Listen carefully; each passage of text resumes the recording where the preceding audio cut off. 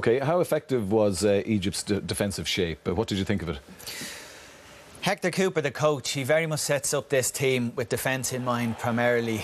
Even in his first 35 games as coach, they only conceded 20 goals. So that's very much how he sets the team out to do. This is actually against Uruguay.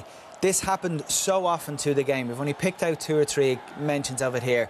But they get 8 or 9 players behind the ball in very disciplined areas. They don't go cavaliering runs forward if the opportunity doesn't present itself, which it didn't in many occasions in this game.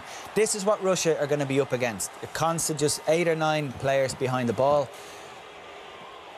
They will have to work a hell of a lot harder to find space than they did against Saudi Arabia, because this is blanket 9 players is what they're going to be met with. But the challenge now Egypt have is not only to do this, which they've shown throughout qualification at the weekend that they can do it well, but it's to impose some kind of a threat going forward, because they can't afford to lose this game. A draw I don't think is good enough for them, and they need to win it tonight. So I don't think a defence approach which relies solely on defence is going to be enough for them tonight. I think the interesting bit on that, on the clips there, the one man obviously coming into the team tonight is Salah.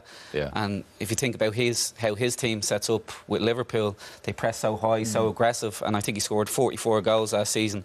I'd be intrigued to see how many of them was from pressing high, and then he's 10-20 metres to go to score a goal, whereas they're camped on the edge of their own box, and whether they have the quality then to maybe work the ball up the pitch for Salah to stuff, I'm not quite sure. So it's a different setup from what he's used to. Because too many times Mohsen, the centre forward, was way too isolated. They just couldn't get the balance between transitioning from defending in numbers to supporting him up front in any kind of decent numbers at all. So they're going to have to work the balance of doing those two the same tonight.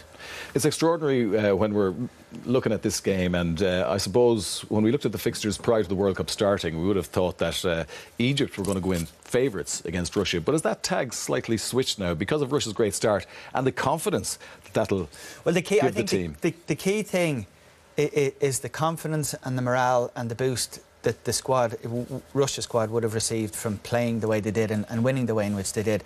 I don't think coming out of Saudi Arabia with 3 points is anything that any team should celebrate. It's the minimum requirement based on what Nice to win though, isn't it? It is nice to win in the way they did, and I think what it's done, it's got the country behind them in a way that nobody expected.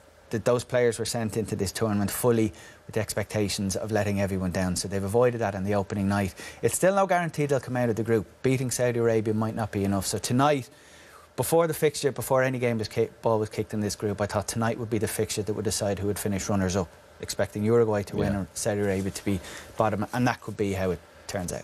Yeah, are Russia likely to approach this in a slightly defensive mindset, Damien? Because a point tonight and a point in their final game will probably see them through to the knockout stages. If that's the case, I don't think anybody will attack the way Egypt set up. Egypt sitting back and Russia sitting back. No, I think it's just more the same. You have to build the momentum. You know, when you build momentum, you have to keep going more and more. They've got the country on their side now. There was big questions marks about them before the game. Let's be frank, that they haven't been great for quite a few years now. But again, let's reiterate, let's not get carried away after the other night. But they've got the country on the side, and listen, they've got that carrot dangling in front of them that tonight they can qualify if they go and beat Egypt. So I just think they have to go at them, and I think that's the way it will end up, just because of Egypt's set up as well. Yeah, we also must factor into the whole equation the little bit of luck, because they did have luck the other evening against Saudi Arabia, and also Richie, their finishing was very good. I mean, some of the Cherchev goals were excellent. The 2 goals were excellent, and Golovan's free kick was superb as well. So they finished really well when they got their chances. There were moments of good play. There were a couple of standout moments of skill and really good finishing. My abiding memory of that game wasn't that they relied on or they benefit from luck. I think that it was the performance of Saudi Arabia which was as inept as I can remember from any team at this. But they were lucky in terms of the first substitution, weren't they? When Jaguev went off and Cherchev came on. The replacement came on and did really well, yeah. So, I mean, if you're going to do well in a tournament, you've got to rely on people more than just the 11 players. But we're going to see them tested tonight in a way that they just weren't for any extended period, probably even for any brief period, even against Saudi Arabia. So, but I think one of the areas in which was key, Zuba's playing up front. 2/3 of the goals Egypt conceded throughout qualification were crosses from wide areas, which is kind of surprising. In terms of stature, they're big enough in the central defensive areas. So I would assume that would be a line of attack that Russia will go at quite regularly, with the expectation of a good degree of success.